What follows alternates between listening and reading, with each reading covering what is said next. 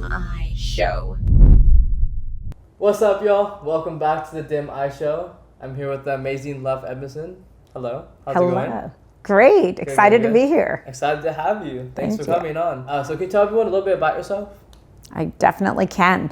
Love Edmonson, and I am a sales leader, area vice president with an organization, and looking forward to our time together today just to talk a little bit about business, life, and how that all meshes together for most folks as you know they're building their career and building their families. And so I'm excited for us to talk about all of that and how that comes together. Super excited. Yeah, from our conversations we've had, I do see we talk a lot about life philosophy, business, sales, and family. And I do see there is a lot of interlap in those things, right?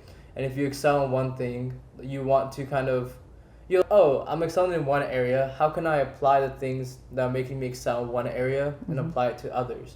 And most of the time, there are these type of general things that can apply to your whole life, right? So I definitely want to talk a little bit about that. But first, so vice president, area vice president. Yes. Is the next one just president or CEO or what? No, well, it depends on the organization. In my organization, it's the vice president or a GM and then our CEO. Oh, wow. Yeah, so it's, I think we have different segments of our business, and this is an exciting part. It's still an opportunity where you get to connect with your team and folks that are part of the organization, but it also is a connection to our customers. And at the end of the day, that's what I'm most passionate about. And so it's a great place to be, I think, in that opportunity where you're still having an impact in every day getting to use your sales experience, your sales knowledge, and the things that you're passionate about. But then you're also a part of the team, leading a team and helping develop others and helping them accomplish their goals. And so I think for me, it's like the best place in leadership to be. Sick. Yeah, because I know you can kind of get out of sales into management. Because as you move up, most people, management is just what the progression is, right? Right. Because you're sales, and then you're sales executive, which is managing the team. But in your company, you're able to kind of there's more avenues for sales maybe than others. But that's interesting. So a lot of people, this may not apply to you because I think you're pretty extroverted. But I know a lot of introverted people saying sales seems cool. I like the commission-based, job. It'll motivate me. So from your experience, since you've, cultivated a lot of salespeople, do you think you have to naturally be this extroverted, charismatic person? Or do you think it's just skill and, work ethic and, all that stuff? Yeah, so I've been very fortunate, I think, in my career to have worked with all sorts of people. And I think when people think about sales, they naturally gravitate and say, well, if somebody's an extrovert, they're going to be the person that excels. And I think they bring some great things to a sales role. They're naturally the person who's going to go network. They're going to be the person who's social. They're not afraid of going cold calling. They're not afraid of picking up the phone, right? They naturally are inclined that way. And so an extrovert brings all of that. They bring energy, they bring passion, they're excited about that. On the other hand, an introvert, I think, brings a skill that sometimes is overlooked, and it's something that is so fundamental to selling. And I would say that skill is active listening, right? Active listening. So introverts are amazing listeners. And so they take in, what is my prospect or my customer saying? They listen before they respond, right? And so people connect with them. Right? So for a salesperson, having those introverted skills, they read a room, they can pay attention to nonverbal cues. They're great communicators when they have all of the information. So if you think about somebody from a presenting, here's the extrovert who's going to just kill it on a presentation because they're in their zone, right? Because they're in front of an audience and they're charismatic and they're going to bring that to the table. But an introvert brings skills that they're going to be detailed. They're worried then if they get in front of an audience and they don't have everything prepared, so they will prepare tenfold. So I would say for a salesperson, whether you're an extrovert or an introvert, It's almost bringing the best of characteristics and traits from both those things and being ambivert, I think is the right term, right? So you're blending those characteristics and bringing to the table the best of those things, right? So you want that ability to be charismatic, build those, be fearless, but then the introvert part of you, the detail-oriented part, those kinds of things can be a success. So can lend to success. And so for me, I think it's not necessarily about you being one or the other. It's finding that, hey, this is my strength that I can bring to the table that's naturally that I'm gonna be inclined with. And then these are the areas of opportunity because that's not my natural gift that I need to bring to the table or be more thoughtful about. Yeah. Right. So I would say sales is for anyone and everyone. It's for you. And it's because you can hone those skills, right? Shine the light on the things that you're really great at. Yeah. And then the other ones know, hey, this is an opportunity. And so I want to be mindful of that, right? Because introverts tend to build really great, long-lasting relationships. It's just harder for them. And it's harder, but that they're one-on-one, they kill it, right?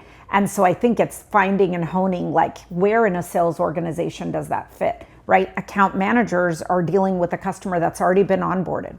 And so an introvert could be a really great place for them. Biz dev, you're going after all net new, right? And so maybe that social butterfly and that person is the right person in that role. So it's finding and fine-tuning the strengths and aligning those to the right role within a sales organization.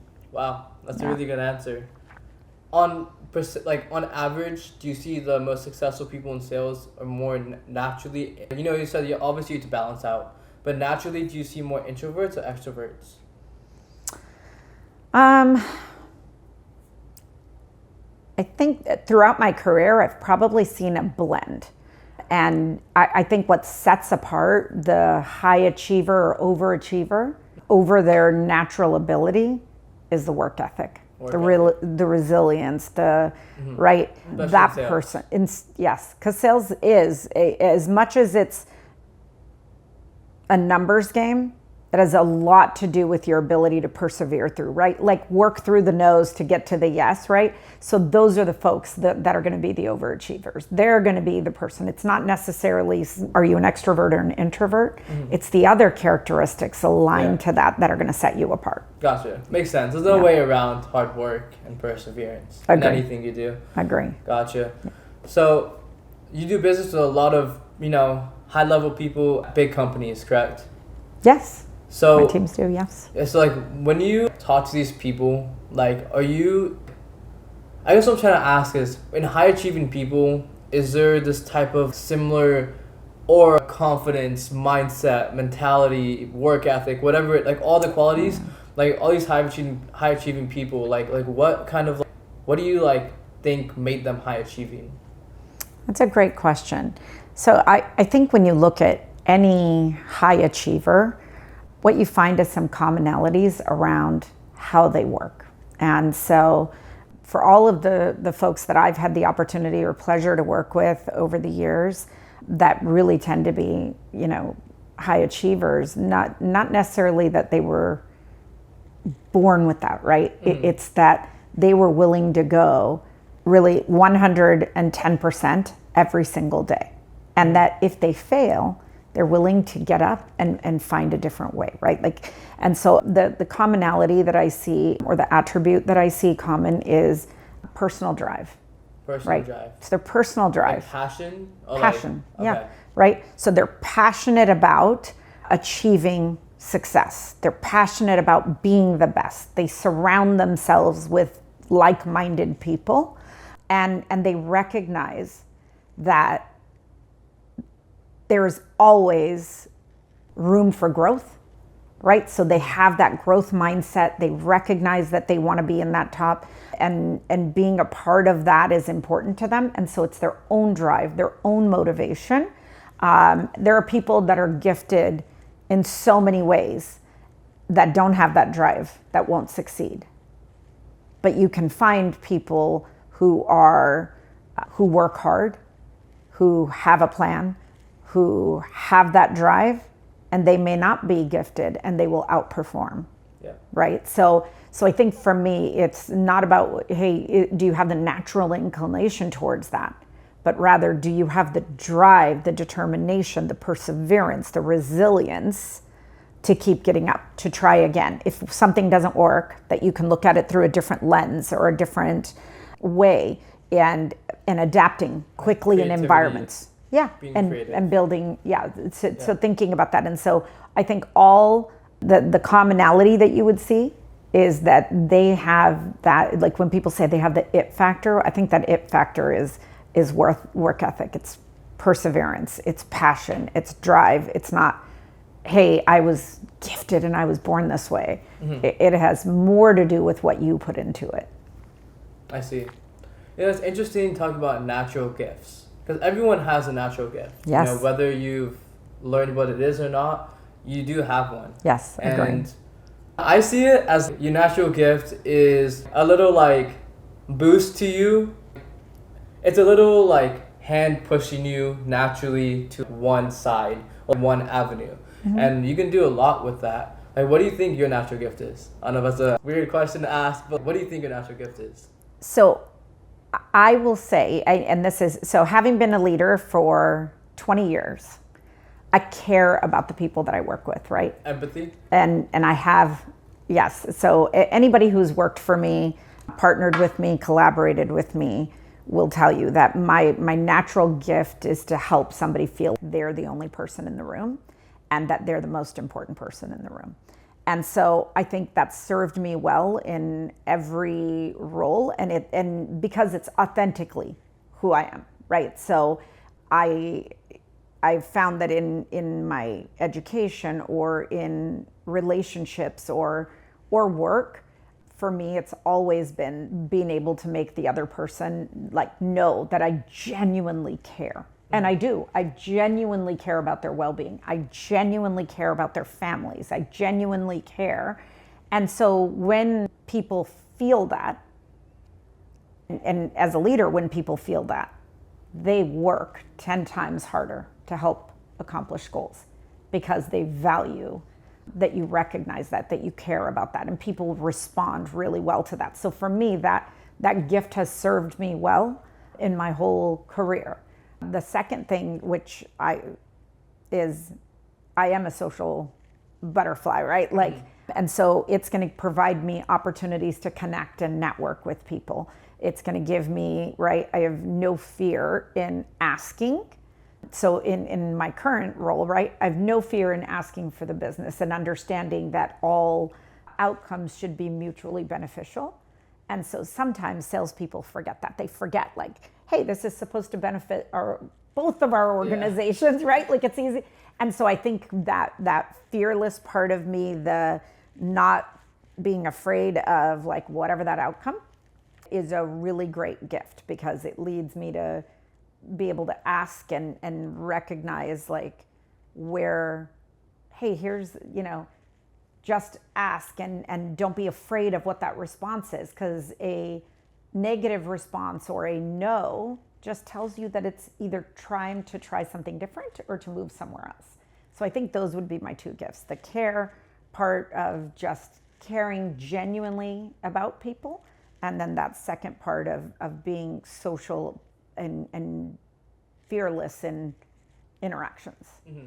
Those are two powerful gifts to have in one person, because there are social butterflies who are like sociopaths, or like, that's scary. Yeah, it is scary because they can make you feel they care about you, or like they care about this conversation, and just be like, it's all game, right? So those are two cool skills to have, and like I definitely see it in you. And Thank you. But plus your work ethic as well. That's just the trifecta of success, right? Thank you. Of course. You said something earlier about passion. I think, especially, it's probably for all generations, but I can only speak on my generation. Okay. From their perspective.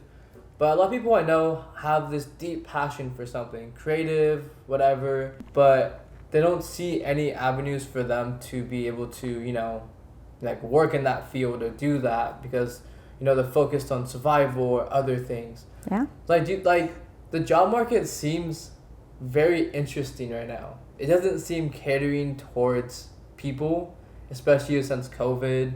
It's harder for newer grads to, get jobs that they spent 4 to 6 years, in school for. Yes. I don't know if was it harder during when you got out of college to get a job from your degree or profession? Because right now, everyone I know is just waiting to hear back, waiting to finally get one acceptance after years. Yeah, after years of hard work, Yeah. right?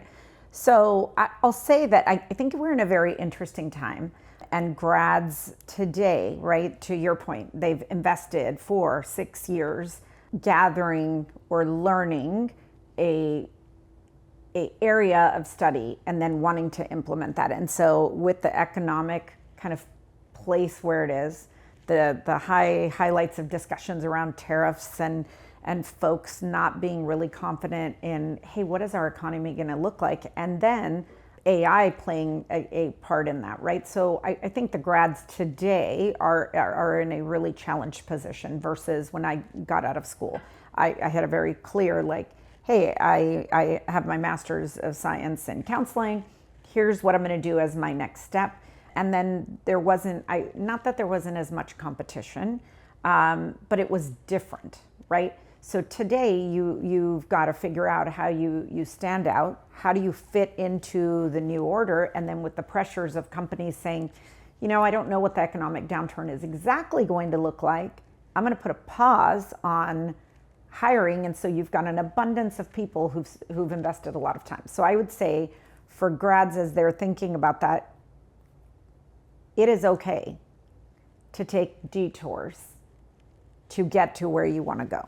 Right? So for me, and I say this with confidence because I've been down this journey and this path, where I started out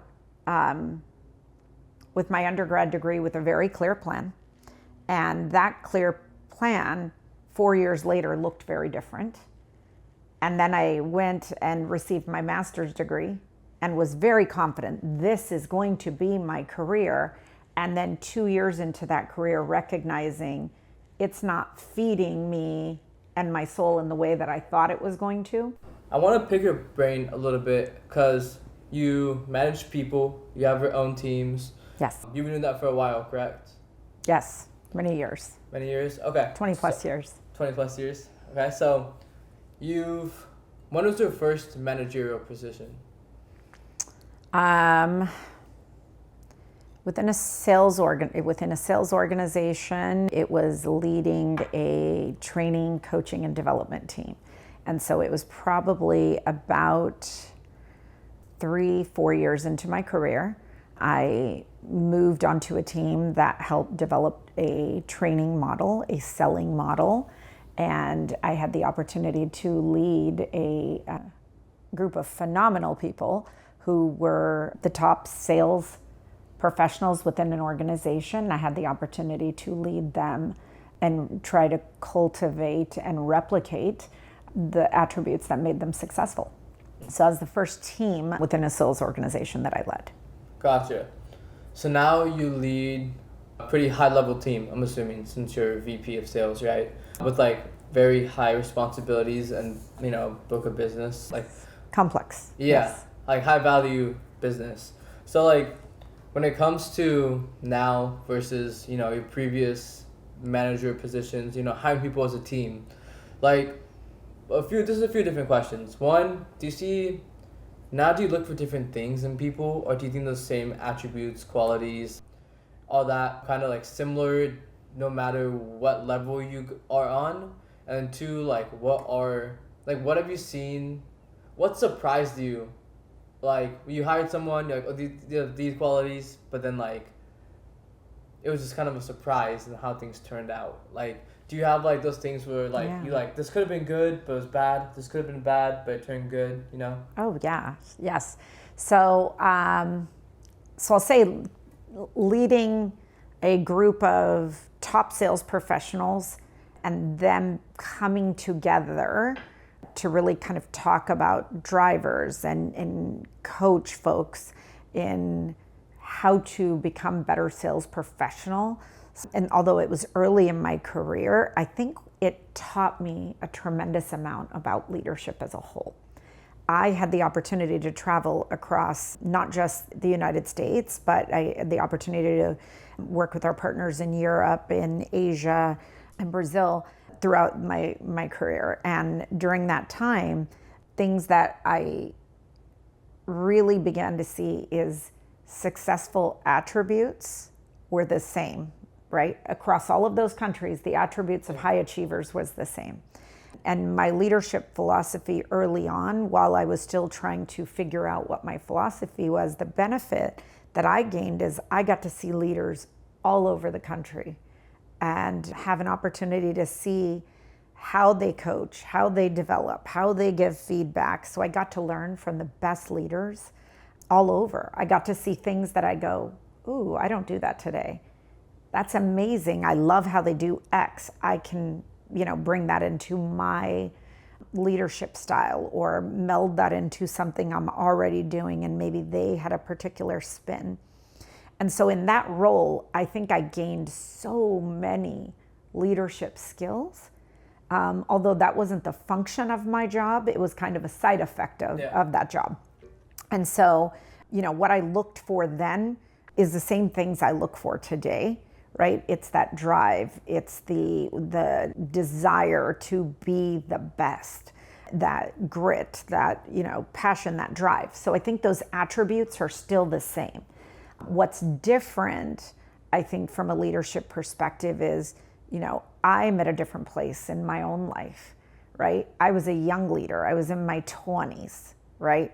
And now, having been a leader for, over a couple decades, my own life has changed, and the things that I bring into the leadership space, right? In that time, I've gotten married. I've had a child. I've had different experiences that have cultivated different things. And so my own leadership style has changed. My definition of success has changed, right? And so I think those things have impacted my style more, because I think the attributes and commonalities and things that I looked for 20 years ago, I still think those are great characteristics that enable success. Right? I can teach a person a skill. I can't teach motivation. Yeah. I can teach a person how to, use a CRM or a, data management or a relationship tool, but I can't teach them work ethic. And so I think those attributes have remained same. I think what's evolved is my opportunity to be able to weave in things from other coaches, leaders. As I've had the opportunity to have other people lead me, I'll see things within their coaching style, their leadership style, and think about, wow, that's something I didn't think of, or something I'm not doing today. That would be a really nice addition to what I'm doing, right? And so that's how my leadership's evolved. And then the second part of your question, remind me again. It was... I think you asked the second question. I think it was the first question. Oh, I think you answered both of them kind of at once. Okay. I think you answered them, so it's fine. Okay. But I wanted to ask also, what was it? What does success mean to you now versus back then? Okay, so I think like most people, like you shared, you come out of college and you have an expectation, or I guess a self goal, like, hey, I've accomplished X, so I want to move into this. And so early on in my career, and especially like within the sales organizations, it was like that instant gratification. I wanted to be the best. I wanted to be at the top of, right? If there's a ranking, I want to be at the top of it. If there is, there's a dollar goal to hit, or an achievement, or a metric. It was very driven by those metrics alone, right? And I think early on in my career that it was to prove to myself that I could achieve that. It was to prove to my peers that I could achieve that. It was to prove to my family I could achieve that. And then, somewhere, I don't know, I would say probably 10 years into my career, it shifted, and it was still about being the best. But there was, success became more about, okay, what is the value that I am bringing to the organizations that we serve? What is the value that I'm bringing to the members of my team? What is the value that I'm adding to my company? How am I directly impacting the bottom line? How am I, are the things that I'm doing, do they matter? And so that mental shift, and it happened, I think, right, and I think I shared this, there's a lot of things that change when you become a parent and you have a family, and some of those things for me, those were things that shifted. And now as I'm 20 years into my career, success is about the impact, right? What is the impact that I'm making? How can I be really great at what I do, but can I do it in a way that the folks that I have interaction with, that I am creating a lasting impact in some way? And so I think a lot about that, and it probably has to do a lot with my own father and his principles. And and he used to coach this or talk about this a lot when we were young. Right, he had a great amount of favor around, hey, success is defined by your goals and the things that you set. Don't get caught in what somebody else is defining. And early in your career, for anybody, I think it's hard. There's metrics that you're trying to achieve. And so I think that part of my dad, which I'm very fortunate, is always in the back of my head. Like, what are you leading with the idea of what's that impact, right? And I think as I get further in my career, it becomes more about what's the legacy and the lasting impact that I'm making. Am I impacting the people that I work with, and in what way? So the members of my team, am I making a difference in their work, right? Like, we spend a lot of time together, right? In our workplaces. I spend as much time with my folks at work as I do with my own family. And so having that seat at someone's table is a role that I take very seriously. And so I think it's those components. And so my dad's words are always, kind of back there in my head, that, right, and it's intended to, I think, that success, your definition of it is going to continue to evolve depending on the stage you are in your life. And it's going to be at the end, and my dad said this, the last probably 10, 15 years of his life was always about the conversations, the impact that he made. And so, I think that's the stage that I'm in, is what are the things that I'm doing? What is the legacy, the impact? How do I make people feel? No one remembers all the things you did, but they remember how you made them feel. And so that's, I think that's kind of evolved my definition. Those being at the top still matters, just not as important, because that naturally happens when you feed all these other things. Wow. Yeah. That was really powerful. Thanks for sharing that. You're welcome.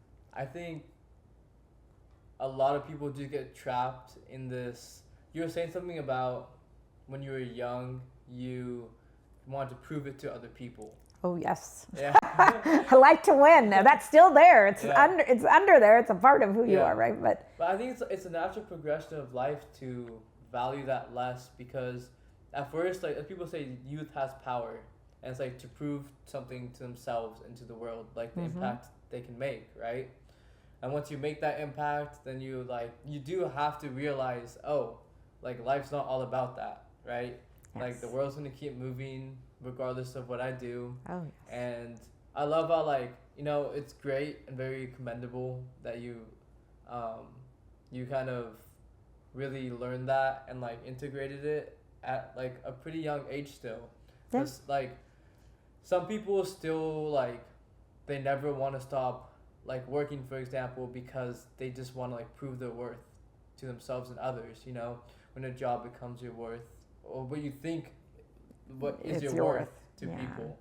So it's very commendable, and I think that's another reason for your success too, right? Like you said, with your team, you want, you spend time with them as much as your family, 8 hours a day. And when you really care about them, you said even earlier, like they'll really put in the effort for you. Oh, right? yes. Is that something, you said you're naturally empathetic. Like, do you think you were always kind of like that? Like, from your first sales leadership job, you were like, okay, like, we're a team. I'm not just your boss. You don't just sell for me. We're one unit. Or is it something that you said you, like, learned from other leaders, or what was that? Yeah, so I think naturally, again, there are people who are inclined that way. I don't know for me if it was necessarily that I was inclined that way, right? Like it wasn't that, but I think that part of me evolved into that through life experiences. And so, early in my career, I was managing. I wasn't leading. There's a difference, right? And so managing, I was holding people accountable. I was doing, right, managing to the metrics. I was focused on these are the attributes to yield these outcomes. And it made me a good manager. A good leader is different, right? It's about managing to those metrics, but not losing sight of the people element of it. And that recognition for me, I think, came through time. It came through having the opportunity to observe really phenomenal leaders at different stages in their career.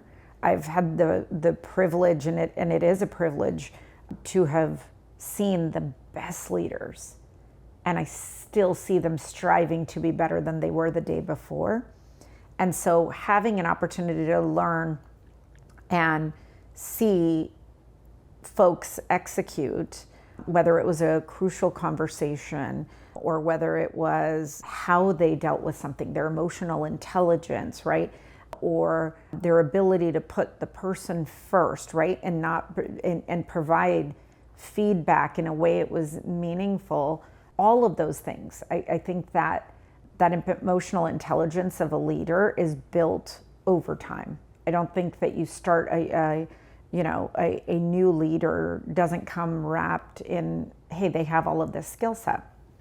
I think traditionally people go, this person is a really great sales professional. We should have them lead a team. And then they'll move into that and they can't lead the team because they're really good at their own drive, their own, right? Like that's the person who's they're really driven at being able to recognize how their own potential, but they can't unlock that in others, right? And so knowing the difference between managing and leadership, and then again for myself, like that development of an active learning in my leadership. And I think any leader will tell you, right? They might have a leadership philosophy or they might have what their leadership style is, but the best leaders continue to evolve that through things that they see in the world and things that they see with other leaders. And like I said, I had the privilege of having a lot of great leaders and mentors over the years.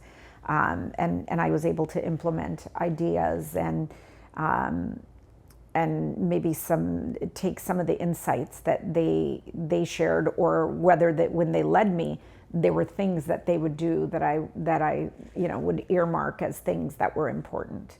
And I've kind of tried to build those into my learning. And I still have a long runway, I think, of continuing to add things. But again, it doesn't happen overnight. It's a journey like all things, and being open to evolving that, I think will continue to serve me well. Yeah, 100%. Yeah. That's character mark of not just a leader, but of I don't want to say good person, but like a proper person. Because the day that you believe you know everything is, the day that you are stagnant, right? Because there's too much to learn in one lifetime, so you'll never learn it all. That self-awareness is key, right? Yeah. Like I know what are my greatest strengths, but I also know where are my gaps. Yeah. And that part of saying, okay, hey, I know that this exists. I'm not going to make it go away. It's a part of who I am. Yeah. But how do I, when I am having an interaction with somebody, and especially in a business environment, how am I mindful and thoughtful of that? And am I putting that, am I mindful of that when I'm about to have an interaction? And do I need to just kind of do a double check with myself? Yeah. It's all about the reflection, and I think the higher awareness, the less time period for reflection. So it's like, say for myself, when I don't act the way I want to, I'll like think about it. It'll come to a head probably when I'm in bed or in the shower. Those are where I get my thoughts, right? The best things happen, right? From a thinking perspective, yes. Yeah. So, but then I'm like, oh, I should have acted differently. But the goal is to like, so it's like, it's in my subconscious, this like striving to be better, right? Yes. But the improvement is making it more conscious. So there's a shorter gap between when those thoughts surfaced and like when the thing happened. And like ideally it's impact like on action right after. That's what I think of like when it comes to like Jesus or like other those type of figures. Like those people like have that instantly in real time and like all the time. And that's why I think they were seen as the pinnacle of human humanity. Great humanity. Because yes. they had that conscious awareness like in real time all the time. Which, may be impossible, maybe possible. It doesn't matter. Yes. What matters is that like it's not a 0-100, it's a pathway. So it matters because you can always try to improve percentage wise, right? Yes. So like for when it comes to like how you motivate people, inspire people, is it a like from a place of like I care about you and I want to see you succeed? Or do you kind of ooze out like your personal philosophy or like things like that? Like, do you have a strong personal philosophy that you impart on people, or is it more from a place of like care?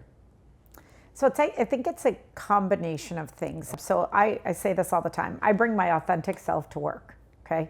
So like what people know of me in my personal life is who they get at work, which sometimes people have that very differentiated, right? And so, and that's the good, the bad, the ugly, which means you get all of that, right? And so I would say there's a couple things. I think as a part of my thinking, I always try to show people, and it has to be authentic, right?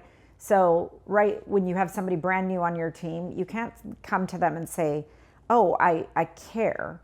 I care about you, right? Like that's not genuine, that's not authentic. But what I do, and I think I've done a really great job with is understanding, getting to know the individual and understanding what drives and motivates them. So to unlock that in somebody and learn that, I think this is where my Masters of Science in Counseling is a big, right?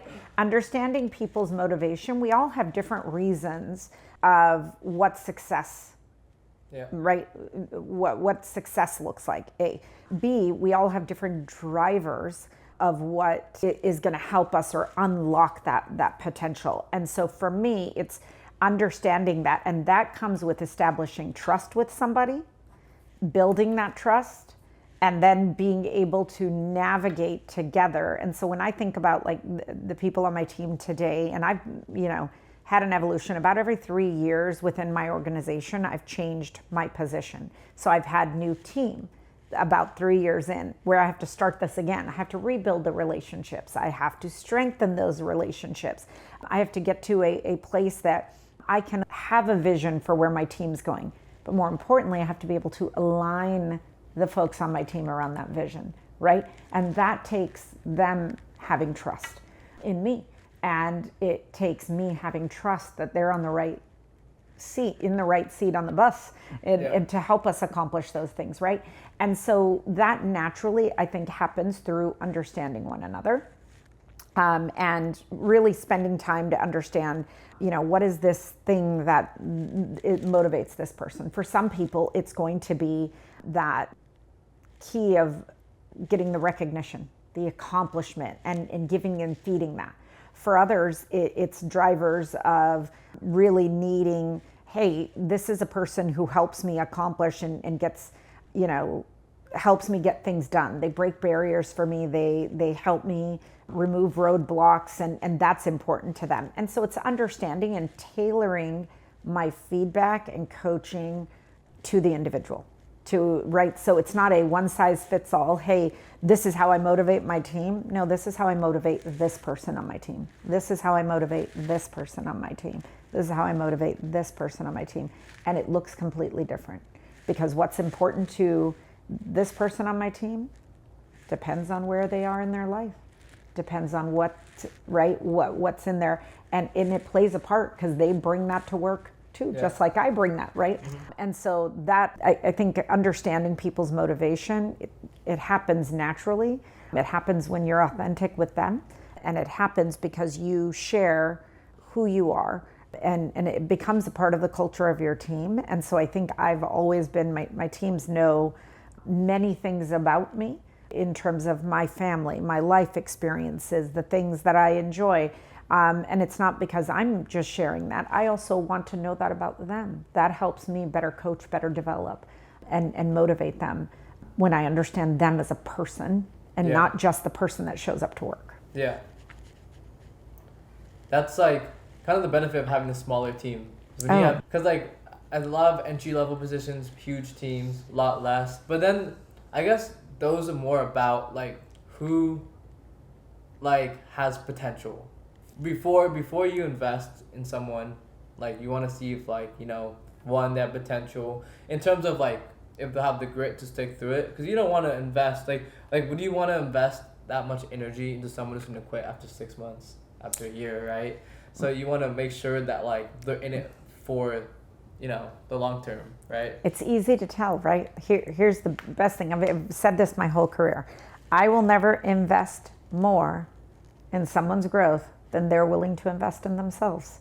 And the person who isn't willing to do that, they won't be here for the journey, right? Yeah. So I think it's when you see people who are willing to take action in their own personal development, that's where they need a great leader, a great manager to support them in doing that, because they're willing to make that investment. And then you'll get a return on your investment 100% of the time, because they're in it, they're working for it. And so if as a leader, I'm having to work harder than that person on their development, then we're not on the journey together. Yeah. There's roads, but we're not going the same place, right? We're not headed to the same destination. So So you need to care about yourself enough, or you need to like have the self-confidence to believe in yourself, right? Yes. I mean, at some point, like entry level, maybe it's like, okay, you're young, you're still trying to look for that. But like, especially when you get to mid-level, it's like, okay, you should have like, self-confidence in yourself. And then it's more like maybe technical guidance and whatnot.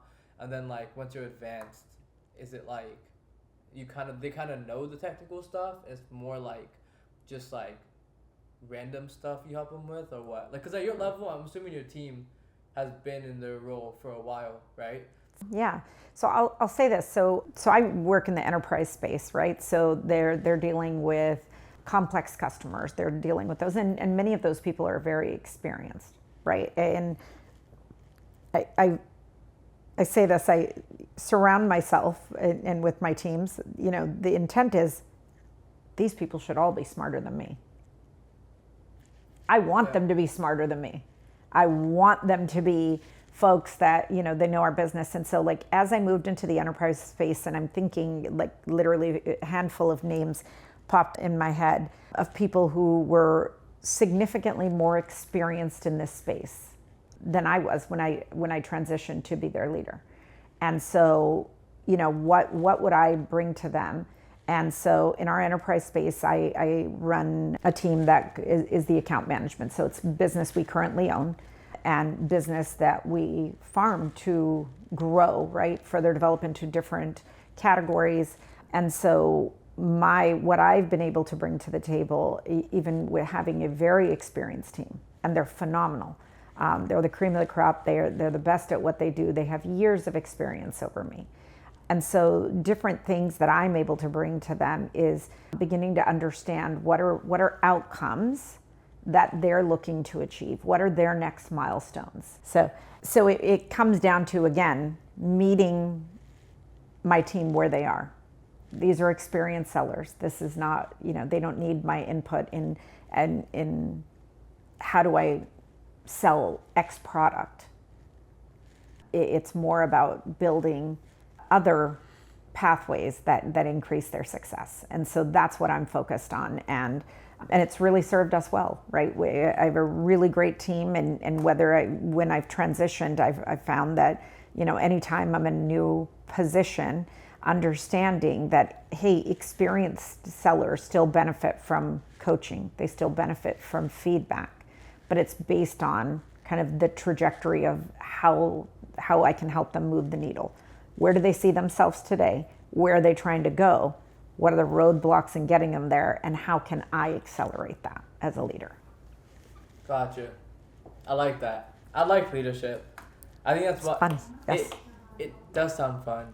I kind of so I feel like I've never been the most technical person, and it's always led me to be like, dang, like which career do I want to be in, because it's like, I don't find joy in technicalities, like I don't know, maybe but that's why I chose sales. I was like, oh, like networking, talking to people, that's fun. That's your gift. Yeah, exactly. But I know also it's like, I like sales, but I think I like management better.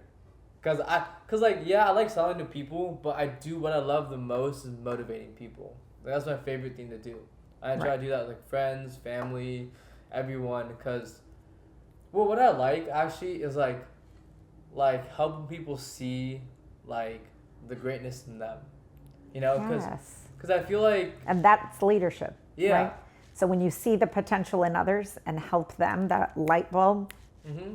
That's what I want to do. But I know and I realize that I still have to climb up a ladder in order to be able to get the opportunity to do that. Right? Yeah. Well, that foundational knowledge, right? It's not because you have to be, and I said this before, right? There'll be people who will be great sales professionals and move into a leadership role and fail. You can find somebody who might be a middle of the road, B player, maybe even on a team, and they will be a phenomenal leader because they have that ability to recognize people's potential, to understand and how to inspire people to do different or think different, and they will excel, right? So I think you can't, right? But you want that foundational knowledge. Yeah. I would say when you bring folks into an organization and they haven't had that they haven't had to be, roll up their sleeves and do that part, you miss elements of learning that are essential, right? And if you've been in sales, you'll find, right, understanding that you have to fail a number of times before you achieve success. Yeah. You can't fake understanding that if you haven't experienced that. And so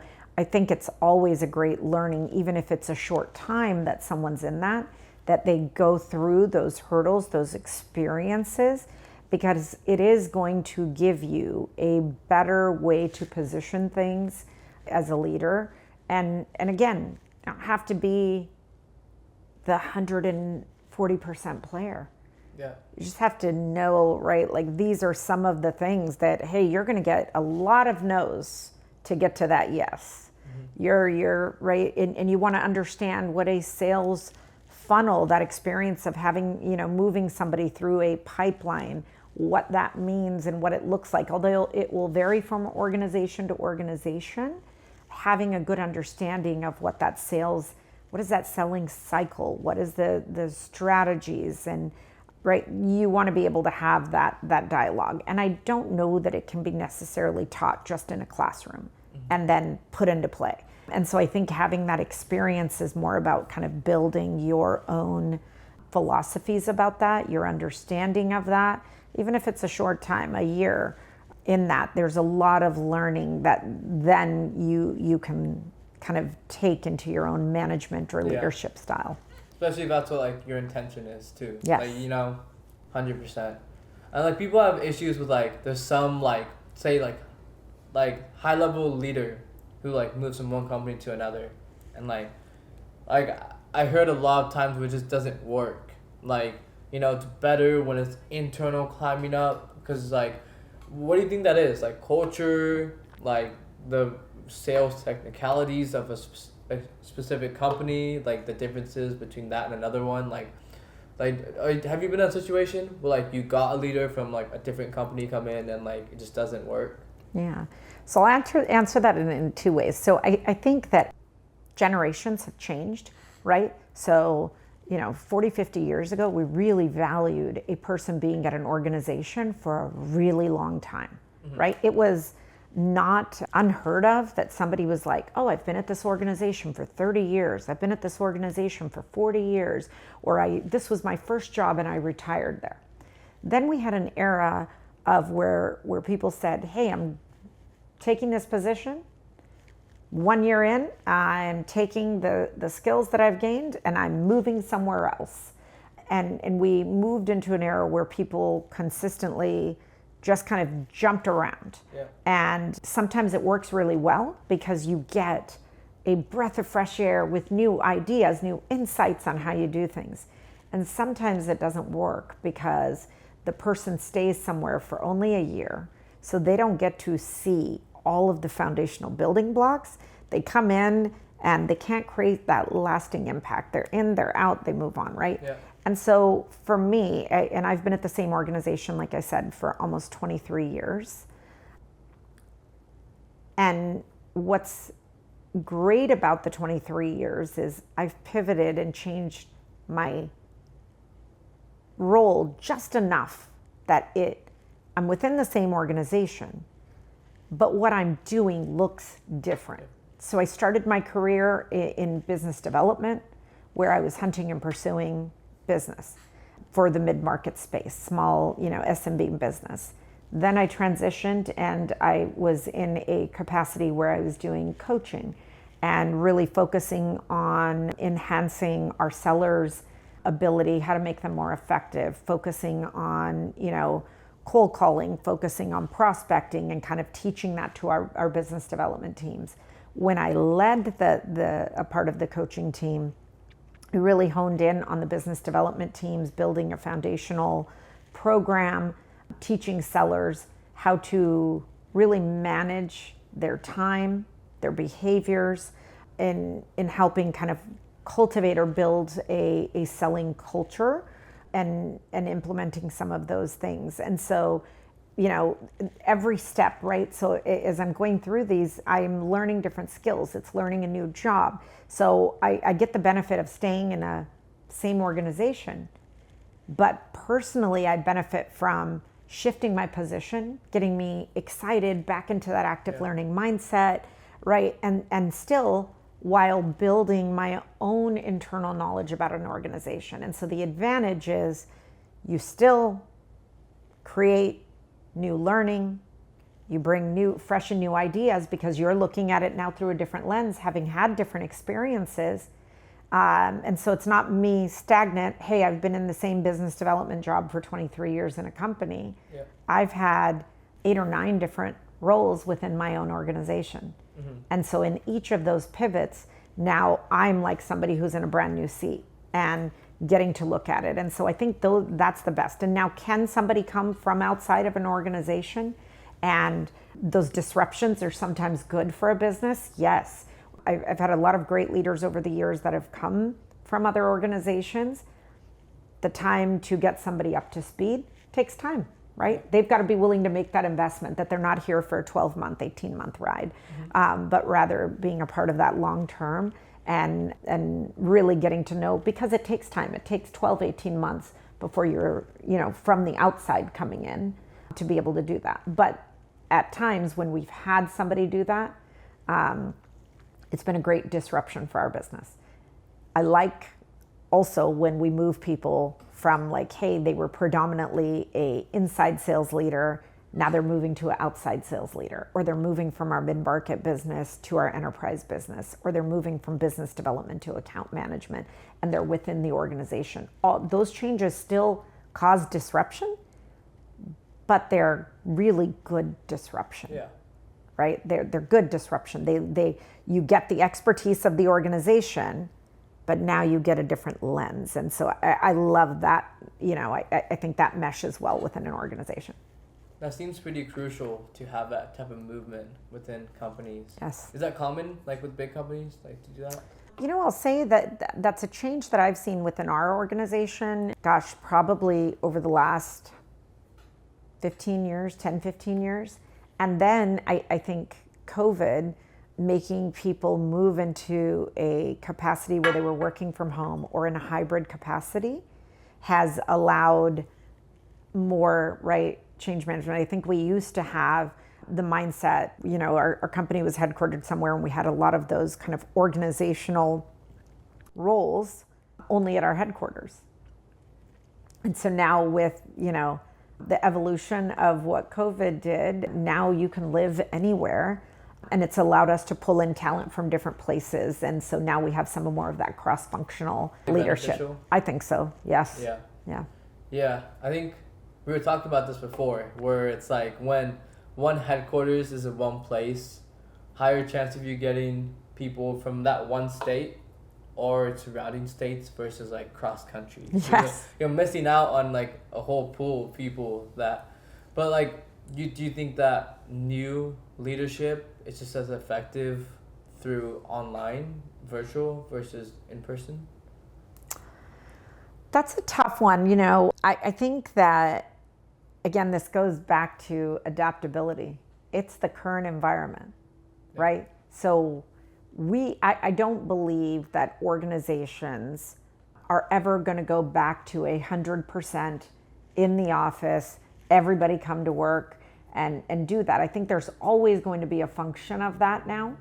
And so does it make leadership tricky sometimes? Yeah, for sure, right? Like that ability to connect and build relationships and, having that in-person time is so valuable. I think, working across now, different platforms and, Teams or Zoom or, any of those things help. So at least we have the visibility, right? Because I think all of those, but it always comes down to, I think, having some of those connections. And so it's trying to figure out ways for your team to connect, to build relationships, to still keep some of that, because your culture's dependent on it. The culture of your team, the culture of your organization, it's dependent on those connections. It's vital. So vital. And so it's finding out as a leader, how do you build that through engagement if you are now a remote team? And early in my career, when I had the worked with our coaches, they were dispersed through the country, right?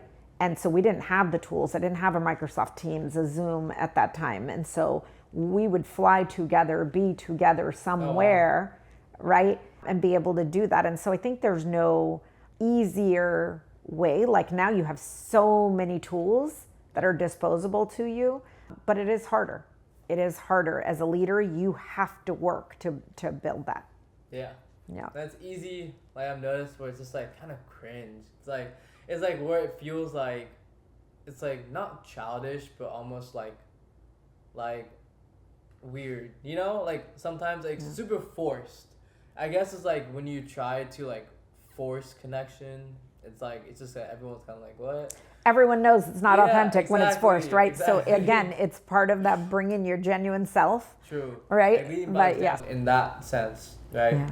I think it's what people like really value and look for sure. Yes. And leaders, and even like where like from my life, where like my jobs, and I had that. Maybe it wasn't the best, but I always brought my authentic self, and I always felt that it made other people also do that. And like people always say to me like it's just been like more fun since you came, like more enjoyable and whatnot. I like that compliment, like because I had an interview recently and I was telling like I don't think that work has to be like this horrible thing in your life, right? Like you can like work is still work, but you can like enjoy the people around you and random moments without having people have like this like you said like work on me off type attitude, but like is that It's probably more common than not, right? Yeah, so I'll say this. So my husband and I always have had this joke. He's told me that my entire career, you're the only person I know who gets up excited to go to work every day. and I do. I genuinely do. I love what I do. And in somebody's mind, they might go, you sell paper and pencil. What are you excited about? Because I am exactly the same. I said this before, right? Yeah. I bring my authentic self. I show up to work exactly who I am.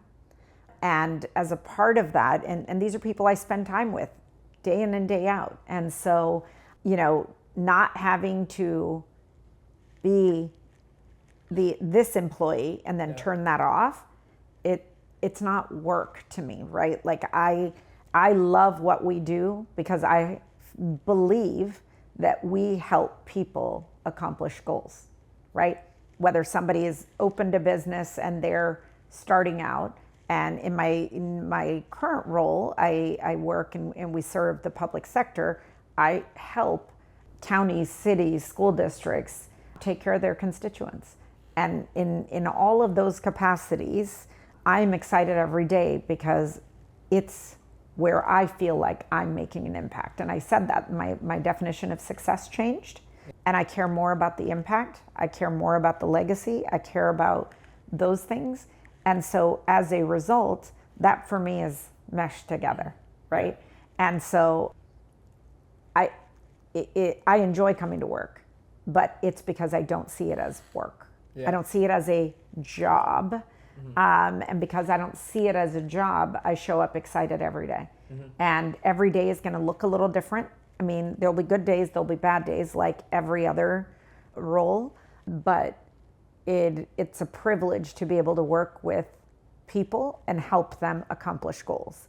And so as long as I remember that every single day, I'm excited that there's going to be something I'm going to do today that's going to change, whether it's a company, a school district, whether it's my rep. I will, in my power, I have the ability to make a change that will impact somebody for the better, which is a really cool thing. Yeah. It's a really cool thing. Yeah. Yeah. Is that what you're inclined to go into public sector because of just, education, helping those realms, or is it you just trying to switch things up? Yeah. So we had an organizational change.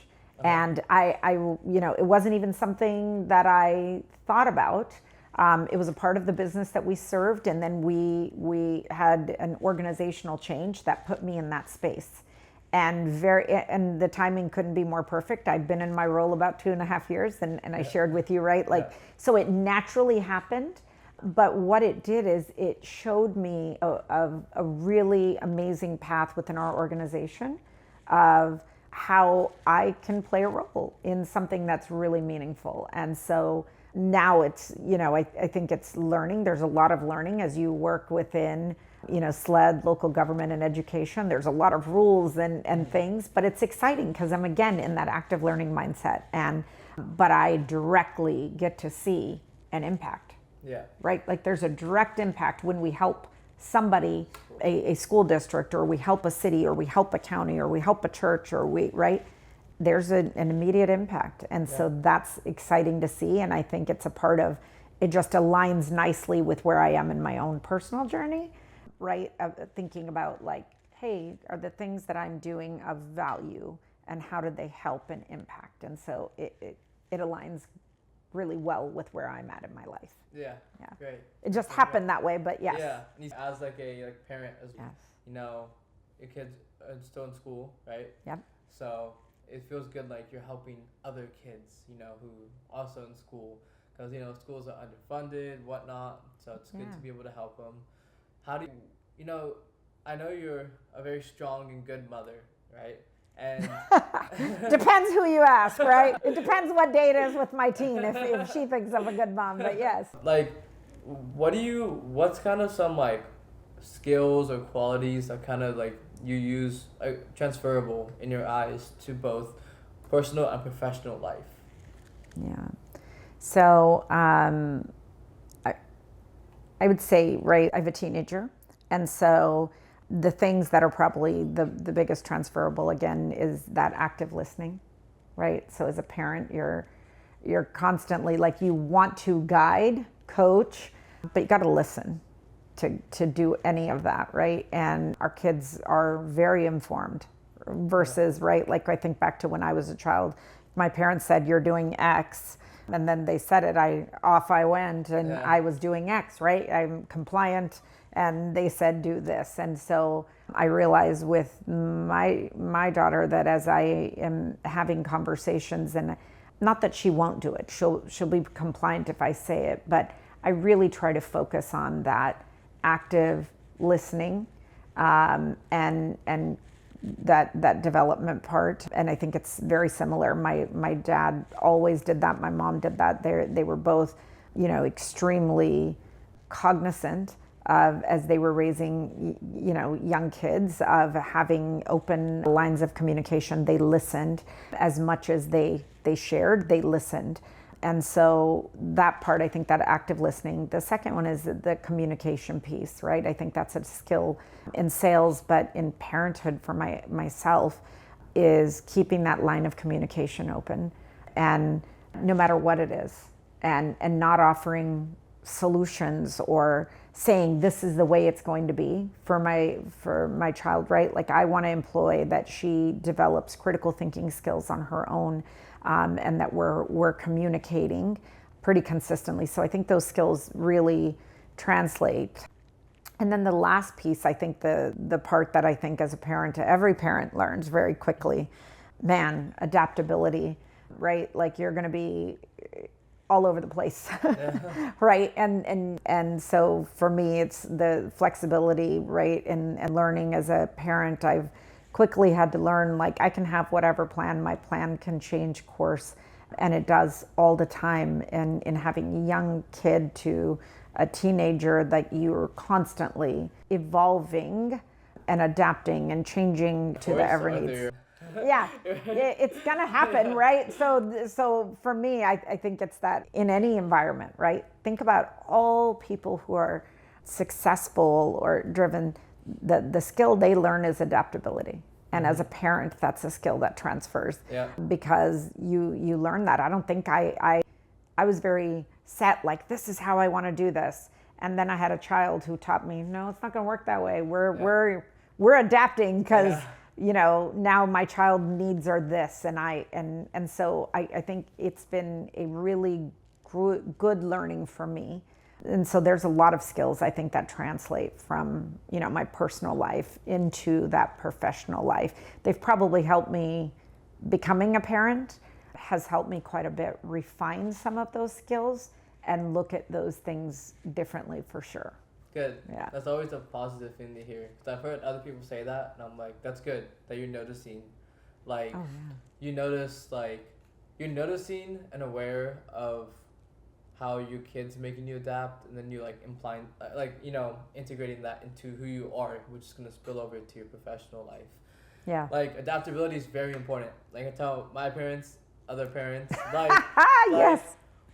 Because for me, it's I definitely broke through conceptions that my parents had. I was always the tester. It's cultural, right? Yeah. So there's cultural things that have played into that. Yeah. Yep. I definitely, was more of a breaker than a follower of those.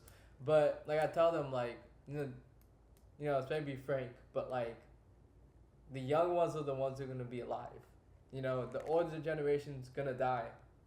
Ouch. And the young ones are gonna carry the torch forward, right? And then when we get old, we're gonna die. Then so on and so forth. So it's having that friction between old and young. It's there's no point. It's the old's gonna die. Why spend the life you have with so much friction with the youth, right? And I think it is culture, because I think in America it's very different, but in a really complicated way of individualism. So it's ours is more, right? Yeah. So we're both from the same cultural background, and so I think there's a lot of, in the U.S., a lot of pressure, or I don't even want to say pressure is not the right word. I would say we really empower individuality and independence. And we're from a background that fosters interdependence. Yeah. Right? And so I think it's finding that bridge, right? As cultures assimilate, as you blend with the American culture, how do you weave that in? And so I think about my parents 20, 30 years ago on that journey, right? Like, 40 years ago as they moved, it was a huge undertaking for them to not militantly lead, this is what you're going to do, right? And that friction is normal, I think, right? And it's figuring out how do we bring people on that journey. And I say it all the time, my parents were ahead of their time. Because they were active listeners, because they listened not to, truly they listened to listen, right? Not that they were like just listening and nodding their head, but actively listening to learn. They were really ahead of their time in making adoptions and assimilating into this culture, the American culture. Still valuing everything we bring from a cultural perspective, but they know that as a part of their kids being in the United States, that they had a different exposure to different life experiences than the ones that we had when we were in India. Yeah. And so they really kind of fostered, how do you blend these, things without you losing your cultural identity, but not, feeling alienated from where you are today. And they did a really great job of trying to let us figure that out. And even sometimes when we were pushing the boundary or a barrier, they didn't say you can't do that. They didn't say that's right or wrong. What they helped us learn how to do very quickly was look at things from, pros and cons, help us evaluate and make decisions in understanding both, hey, what's the impact or consequence of your decision? And at the end of the day, they always came back to us, even when we were young kids, and would foster this mindset of, ultimately, it's your choice. It's your choice. But all choices have consequences. Yeah. Right? And that's a really progressive cultural mindset. But they had it from day one. That didn't come from something we did. But like I shared, I evolved as I became a parent. For them, that evolution naturally happened, probably through them becoming parents, probably through them migrating, leaving a country and leaving everything they know, right? So there's things that happened in their life that led to that, but they were well ahead of the 100%. Cultural time, right? 100%. Like and it's amazing because, it fostered great communication. That's really important that you foster that, because it's really complicated growing up in a culture, from a cultural background, and America. Like, America truly is a unique thing, because, there's American culture, but, like, not really. Like, Yeah. But it does have its own culture, but it's different. It's, like you said, it's a culture of individual priority, Mm-hmm.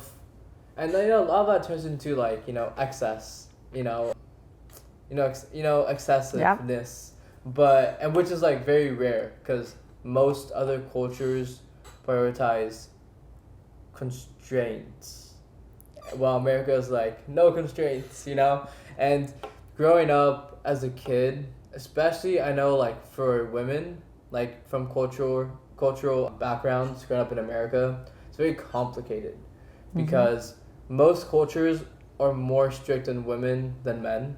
Same for Indian culture. Yes. And I still had my fair share of, confusions about who I was thought of in society and how I identified in society. Especially with school, It's complicated, right? But I know that like women, it's even like more, like the gap is wider, right? For sure. So that's good that you're like at least being in the middle for your daughter, because there's two sides that she can like gear towards, but you're in the middle saying like it's fine to be in the middle, because most people feel like they do have to pick one. Like a lot of people I know, like they go full on Americanized or full on, you know, Indian. Yeah. And I feel like there's like pros and cons to both, but I think just having to make that decision, because it's like this like you know, people say like midlife crisis. Yeah. It's like a culture life crisis, you know, because it's like Yeah. it's like like who do I want to be in this? And I think like it leads a lot of people to get into like coping mechanisms, because it's just like confusing, like how to be and what to do. I think that's very interesting you said that. So I don't think we shared this with the listeners, but so my child is mixed, right? And so now that's even another layer of complexity, right? So, but I get that. I think it's right, like as you have the blending of people who've migrated, or the next generation of folks here, you know, your family's been here one generation, or you are first generation, you're kind of in an interesting place trying to figure out, like, do I have to give up something to be a part of something? And sometimes our parents can't be on that journey, meaning they came here as they're adults, right? And they are in the workforce, so they're having a completely different experience, right? And so it's not that unwillingness, right? And it's a good learning, I think, for us is, I don't know that it's an unwillingness of somebody to kind of assimilate into the culture.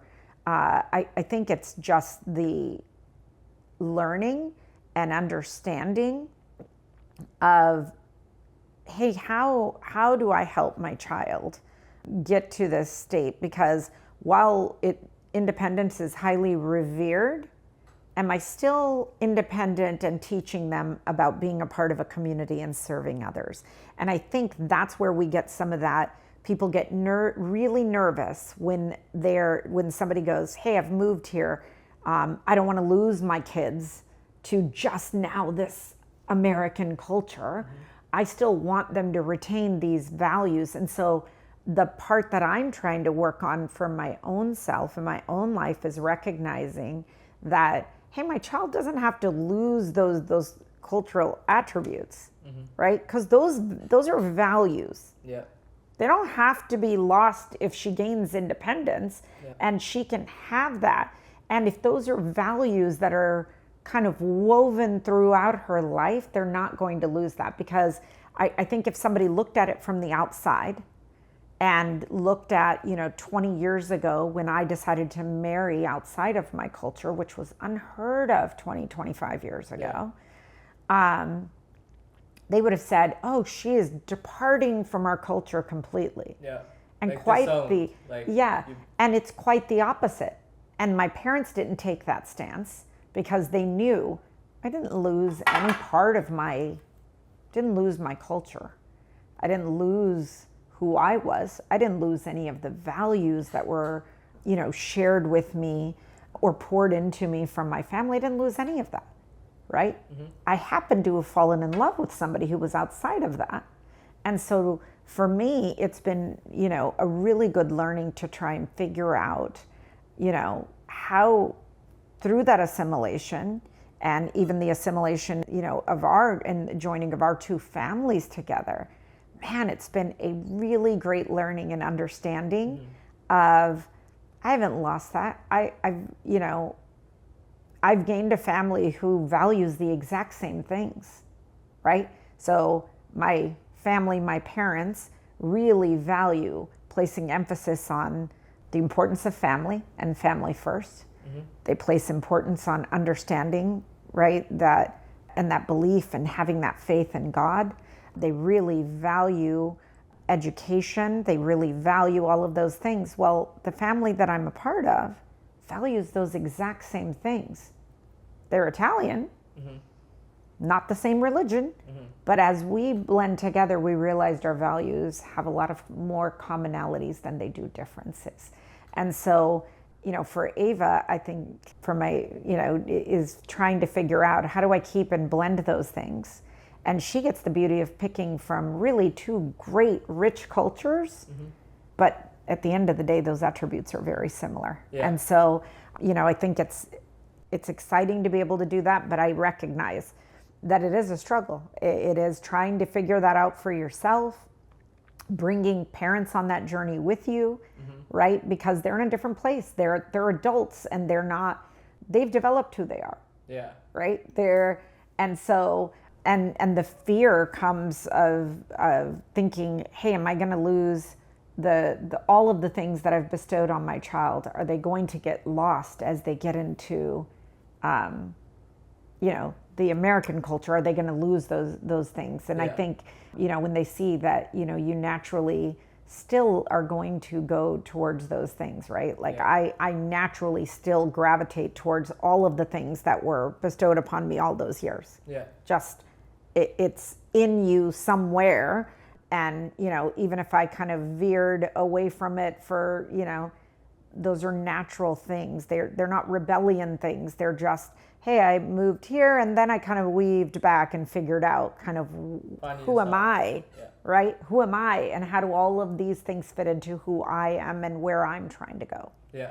Yep. And having the confidence that none of that is a wrong choice, right? Yeah. It's just figuring that out. And the beauty of it is, as your parents, they're going to love you unconditionally. And part of that means they may not always like where you are, but they will always love where you are, right? And it's what I tell Ava. I may not always like what you're doing in this moment, but I love everything about you and those things, right? So it's just that part of the journey and it takes time. It takes time. And everyone has a different time scales. So comparison is another huge thing, which is very not good in our culture. But I guess it's one thing America does do right is allowing people freedom to find themselves, which other cultures don't do as much. America has this type of middle class where it's you don't have to be always in survival mode, so that also allows for more time towards other things, which is other countries is kind of there's not really that time or energy to be able to care about these types of things that we can in America. Yeah. Right? Well, that personal development comes from that, right? So it empowers that. Exactly what you're saying is that you get the freedom to find that. Yeah. That's a gift. Yeah. We don't have that privilege everywhere, right? So we're privileged that we have that opportunity to figure out exactly who do I want to be? Yeah. What do I want, right? What's my American dream? And the doors are there, right? Sometimes you may have to push them to get through, right? But the doors are there for you to be able to unlock that. In other places, there's just walls. There's no doors. Yes. So, be mindful of that, Oh, yeah. And I guess maybe that's why, it's hard to blame, the older generation because it comes from a place without any doors, So, it's blame doesn't, it's not really beneficial. Obviously, it by itself isn't. But especially when it's, when someone just cannot understand because they didn't have that same experience. Right. And something, I thought of something, when you were talking earlier, do you think parents don't want to adapt because it makes them they think that they'll lose their culture if they adapt to the new generation? So it's not just about the kids, but do you think the parents adapting is oh, if I adapt to them, then I'm gonna lose my culture? Yeah, I don't know if it's that. No? I almost feel like it's almost a fear of the unknown, right? So when I think about it, my parents were in their late 20s when they came here. They had a very good, strong understanding of who they were, the whole world that they knew. And then coming here, I don't think that they just jumped in and assimilated. Assimilation is a process, right? But I think it's the fear of the unknown. And then again, it goes back down to, preconceived notions about the difference in values. And so, and they're preconceived notions. We don't know if that, right? And so we might have a belief that, man, the American culture is fostering just independence, right? Because that is associated with high level of independence means you don't value family. Yeah. That's not what it means, right? Mm-hmm. And so I think it's those types of things, and so I think it leads to that. The other is, letting go of something you've known your entire life and just completely shifting it is difficult to do. Mm-hmm. It's tough. And so for our parents who've migrated here and, as adults, very difficult to just jump in and go, okay, now here's the American culture and I'm just jumping in. And so it's a process to me. It's learning it through experiences, through, engaging with, community broader than just your own community, right? Mm-hmm. Like that change happens because, you're making friends and building relationships and outside of your cultural norm. Now, if you stay in your lane mm-hmm. and say, hey, I am, my whole community is just my culture. Mm-hmm. It's just my, right? Everyone that I know that I socialize with, my circle is only this. It's very hard that you would be able to build and integrate that, right? And then you might be then tempted to still keep at an arm's length the American culture.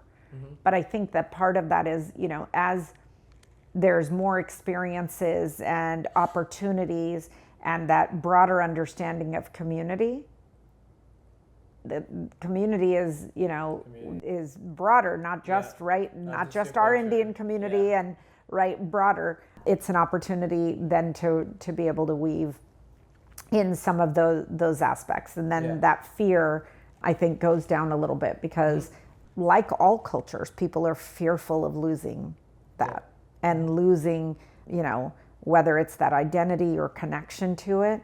I think it makes it stronger if you're able to share that with people. And so I think it's just that shift in mindset. Yeah, sharing versus thinking it's going to get taken over. Yeah, they don't want, they're worried about it, going away or getting so diluted that you don't have a connection to it. And I think when you get an opportunity to share it with people, it enriches it. Mm-hmm. You get people who are more informed about it. And so I think it's thinking about that differently. It's weird. Well, I don't like what's weird. I don't like when like people, like say a celebrity wears certain type of hairstyle, certain type of dress. People start flaming them. I'm like, what's the big deal? Like really, like they're wearing their thing. Like that makes me happy. Like if I saw them wearing, obviously they're respectful, but like if I saw someone wearing a turban, I'm like, cool. Like so it's weird. Like I don't know. Like, but it's like I was like, do people personally really care, or like is a culture saying like everyone has to stay in their own thing? Like it's kind of hard to pinpoint, I think, but it's weird. So I think that people get very caught up in trying to like, hey, people need to stay in their own lane. And I always want to share. I want to share my culture. I want to share, right? I think there's so many beautiful things about our culture. And I've been so fortunate. I have friends who want to learn about it, whose kids will ask questions. And they always ask me like, you're not offended that I'm asking you this? No, I want to share that. I want to share about our background and, all of the things. And if somebody wears, clothing that's, if they want to wear a linga somewhere or they want to do that, my gosh, I'm the first person to offer up, come borrow it, come, do that. It's beautiful. Cool. And it gives them, hopefully it enriches their understanding of, that we all have differences and cultural attributes and things that we can share with others. And I love sharing that part. And like I said, for us, I'm very excited that we have friends. We share things about our cultures, our backgrounds, and I think it makes them, it helps them understand better who I am, who Ava is, or, and also helps me have a better understanding of who they are. And once I know more about their culture, their background, or their journey, right? It's a part of the makeup of the person. Yeah. And so I love it. Yeah. I'm all for it. Yeah. Yeah. Good.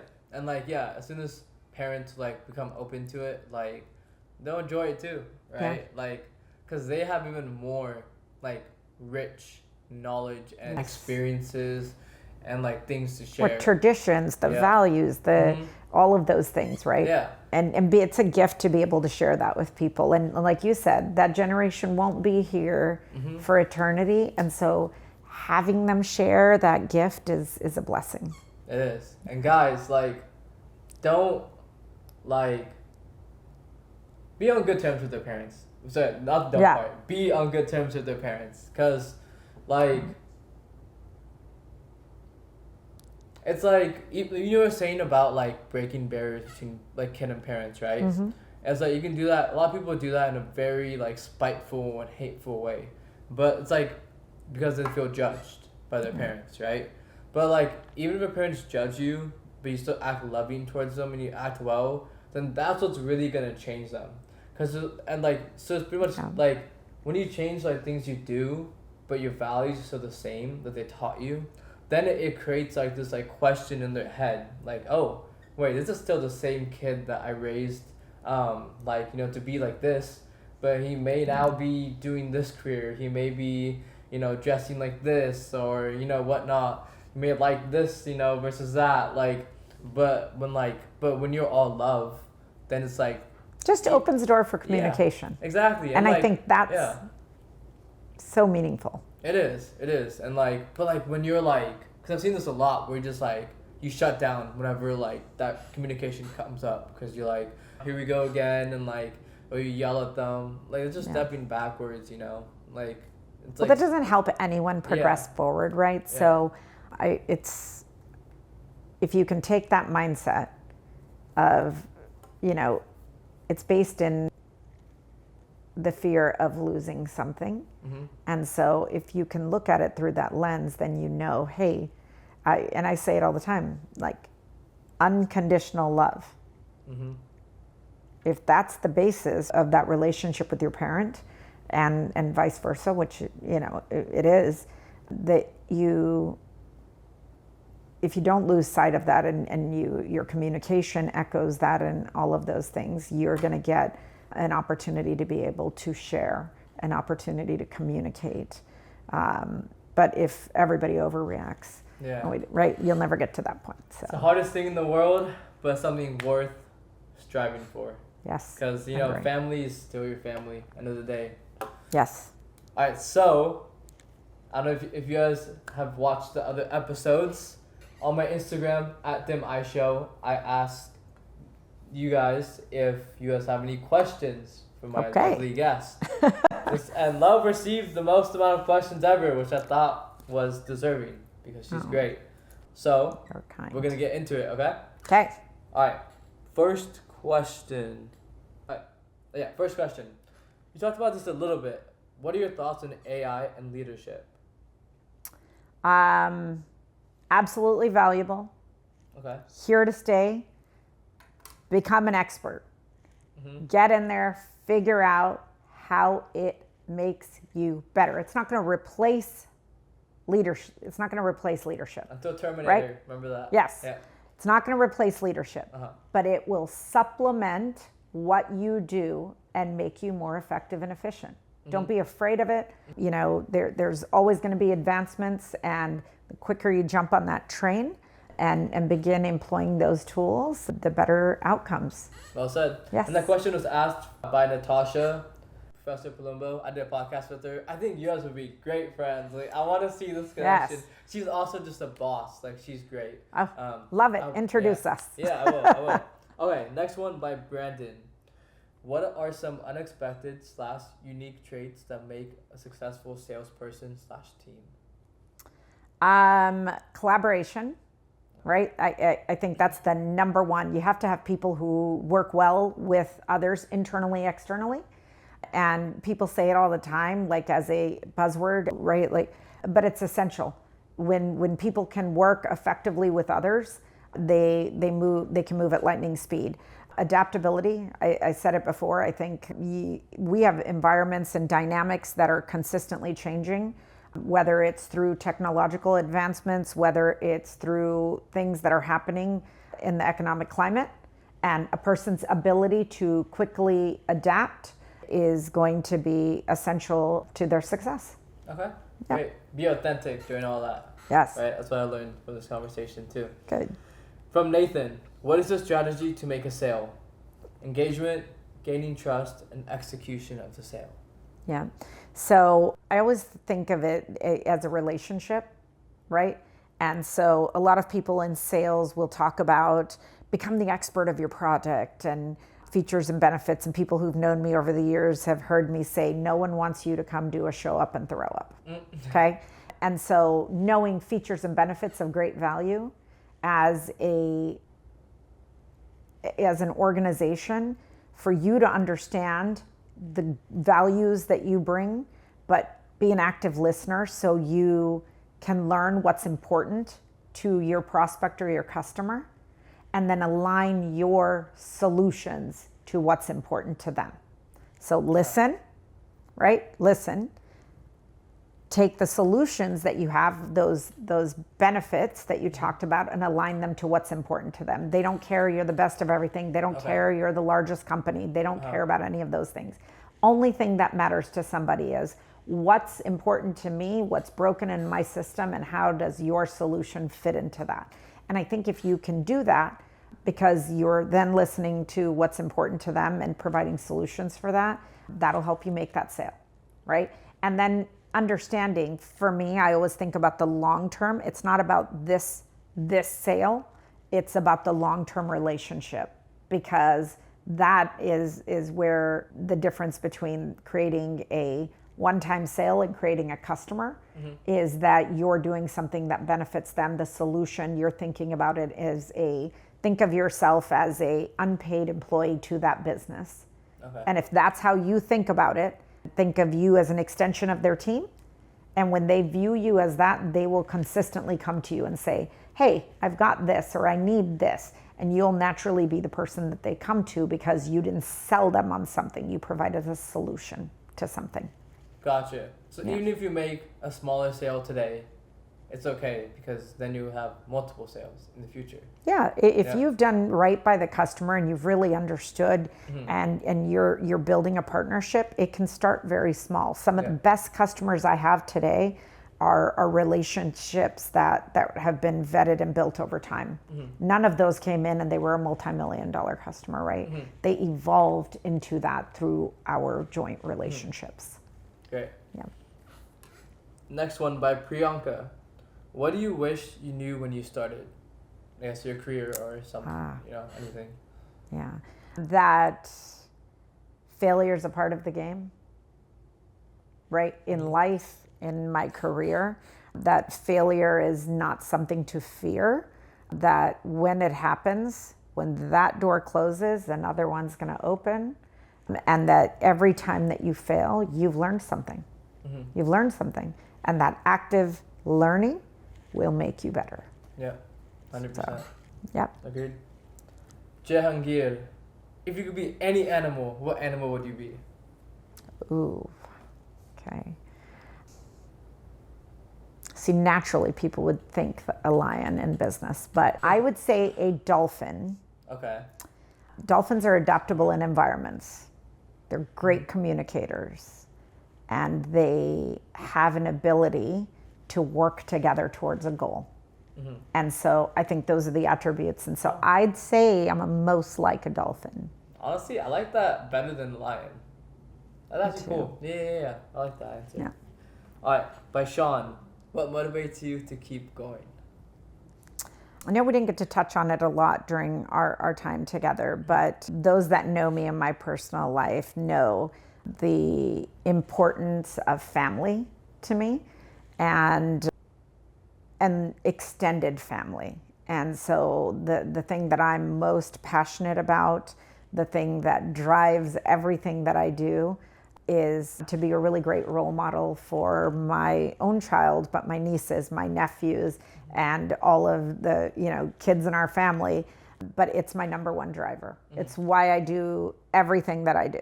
Every decision, every accomplishment, or any win that I have is because of them and for them, and hopefully it enables something for them. So it's the thing that I'm most passionate about. Anyone who knows me knows I spend all of my time, and I do mean all of my time, in something related to one of our kids. And the reason that I do that is it's where I have my greatest joy. How about you? Yeah, thank you. Taj, what businesses are likely to thrive in today's day? My gosh, I think we've already seen it, right? Like healthcare is still going, right? Public sector. And I think, remembering that technological advancements, although people are very fearful that they're going to take away jobs, I think try to think about careers that cannot be replaced, right? So AI and automation help with, some of the tasks. Try to think about things that are outside of that. And so for me, it's what roles and functions cannot be done without input from a human. And so, I think it's still I think about law degrees, right? Not going to go anywhere. That can't be replaced by a machine, right? They cannot. And so it's thinking about those kinds of things. Okay, next question from Babette. How do you deal with ethically wrong practice in business, especially by your seniors? Okay, good question. So I think as a personal pillar of my own leadership, this has been something really important to me, right? Of never blurring that line in ethics. And so I really work hard that integrity is the only thing, right, that you have. And so really being clear about that and not ever confusing that. And so when there are either practices or things that happen that blur that, one of the things that I've been a strong advocate for is, using my voice of doing that. And so sometimes it may not be in the best favor of bringing something up, but I think it's really important, especially as a leader, of not shying away to challenge the status quo or questioning something that doesn't sit right. Like I've always leaned in, trusted my gut. Like if there's something going on that doesn't feel right or that doesn't appear right, or something that, an experience that's just on that borderline, I trust my gut. I say something.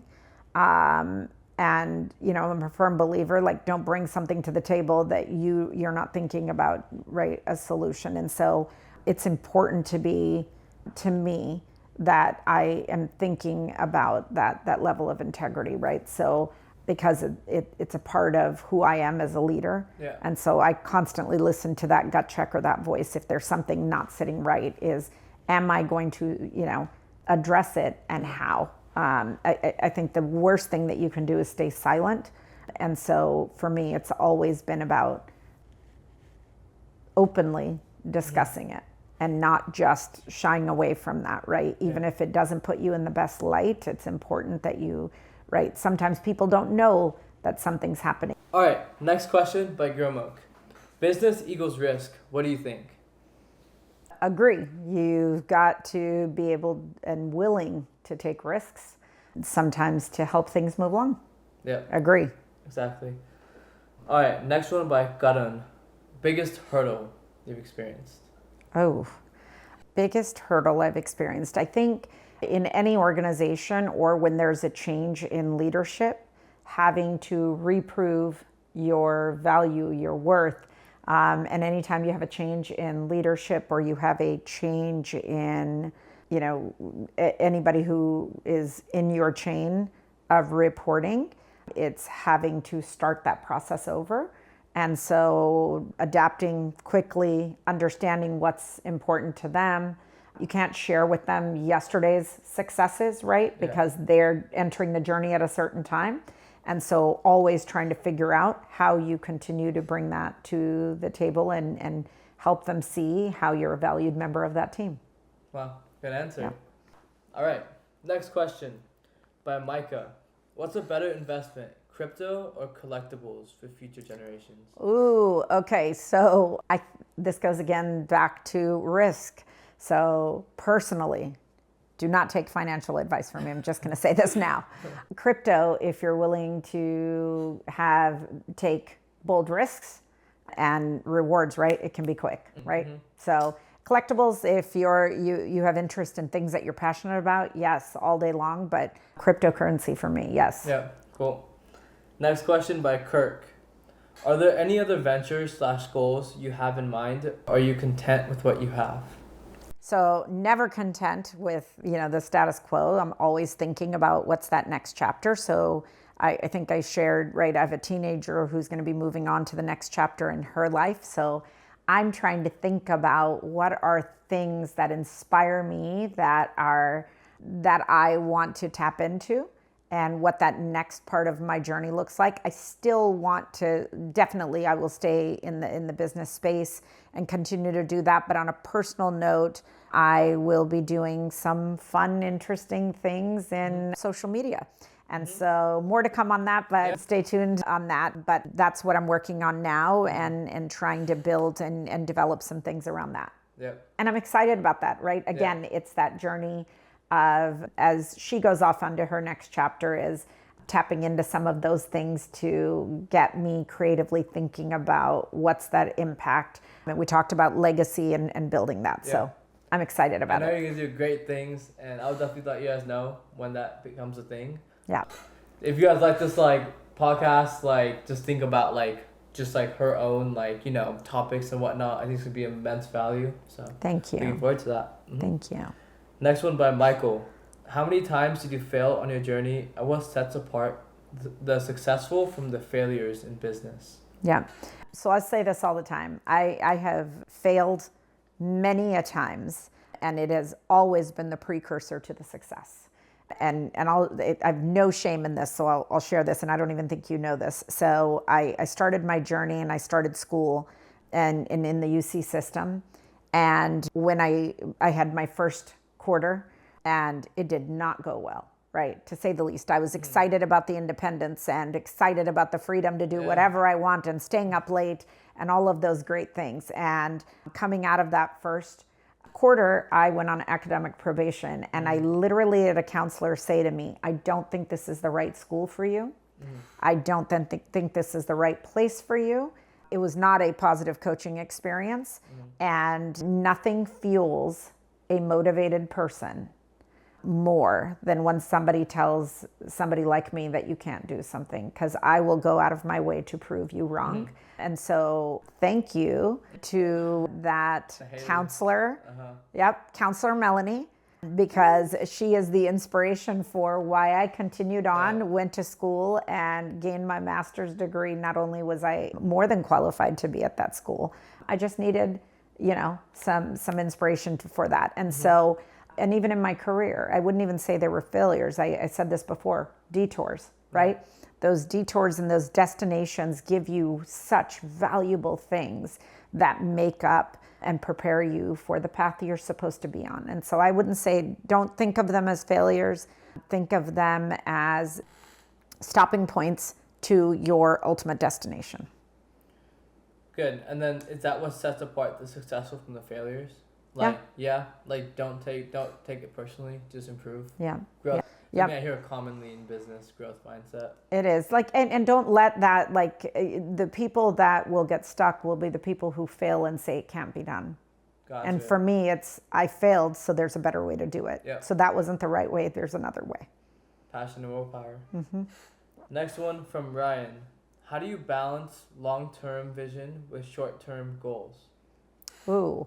So I think this is a big one. I think all leaders struggle with this, right? This is something you have to tackle, right? You need current metrics, right, are necessary. Those short-term goals, the really managing to the key performance indicators, because they're necessary to accomplish long-term goals. And so for me, it's about understanding, hey, what's my strategic vision for my team? Where am I trying to get them to go? And what are kind of the milestones that we need to hit that long-term vision? And so while I manage to the metrics, and the expectations that an organization might have, I also am thinking about, what are those gates and those stopping points that we have along the way. And so you're managing to hit that long-term vision, those milestones, and creating places for that to happen. Gotcha. So you have to be equally cognizant of both. You'll never hit a long-term vision by not staying focused on the short term. But if you don't, right? And so they're both equally crucial. You've got to weave them together for success. Do you have to cater one towards the other for a certain amount of time before you can change that?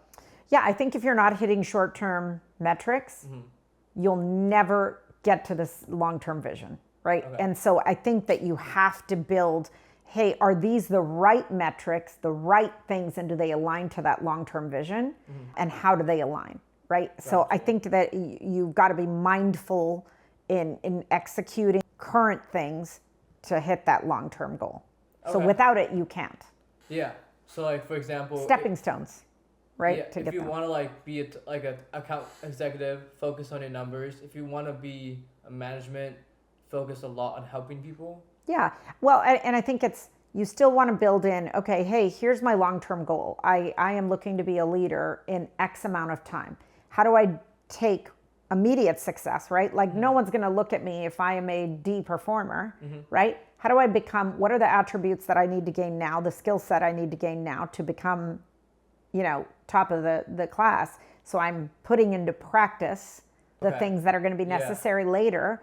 And then how am I diversifying myself? There can be a lot of great people, right, at that same level. And so if my goal is becoming this, how do I set myself apart, right? And so it is networking, building those relationships, doing those things. You can do all of those things while still focusing on the metrics and hitting results. Yeah. And so you've got to kind of weave those together to hit that long-term goal. Gotcha. Okay, get short-term tools to add to your toolbox for your long-term success. Okay. Gotcha. All right, last question, also from Ryan. What advice would you give to young professionals trying to find purpose in their careers? So there's a big misconception that the first job you do is going to be 100% making an impact and having value, or it has to align to how you foresee that making impact. And so I said this earlier, if somebody thinks about my career today and they go, well, how's she thinking she's making an impact? She sells paper and pen, right? I recognize our contribution is much greater than that because we're helping people impact the bottom line. We have all of those things. And so finding value and making an impact in your career can be done in so many different ways. It can be in a leadership capacity. It can be in a role capacity, you serving as a mentor. It can be any of those things. And so don't be so tunnel visioned about what that is, but be open to the idea that you will have impact and you will make value, be of value and create a long-lasting impression or impact with others. And you don't have to be in a certain job or a function to do that. You can do that anywhere. What if it's like your job, like what if it's like your passion, say for example, cooking, like being a chef, or like an artist, like would you just say like you kind of just gotta do what you gotta do until you find an avenue, opportunity to be able to do that, or do it as a hobby? I guess it's I would almost say that it can be done simultaneously, right? Like sometimes you won't have the privilege that you can just say, hey, I'm only going to nurture this. And this is why the power of social media, right? This is where it comes into play, right? You can still continue to share, build, and be able to share your gift with others. And we're in a unique time that you can do that. And so I would say, honestly, don't put it on a back burner. Figure out how you weave that into what you're doing in everyday life and continue to do that. And so while you may not be able to do that because you don't want to be a starving artist, maybe you have a function and you figure out, and I'll use a great example of somebody I know who goes to UC Davis. They're working at a coffee shop, but his passion is art. So he talked to his coffee shop about doing an art show with his stuff while he's a student, right? So I think it's finding out how do you weave it into what you're doing today so you don't give up what you're passionate about. We're in a time where people are making careers out of things that they're passionate about, right? And so I think, go all in into what you're doing and figure out a way to integrate those worlds so you can pursue your passion. 100%. That's great. That's great. Social media is super powerful. Yes, it is. Well, that's all the questions I had for you today. That was so much fun. I really enjoyed that. I hope you guys also enjoyed watching this. Thank you. Thank you so much for your time. Really appreciate you, as always. And best of luck. Thank you. Thank you for the time. Appreciate it. Bye-bye.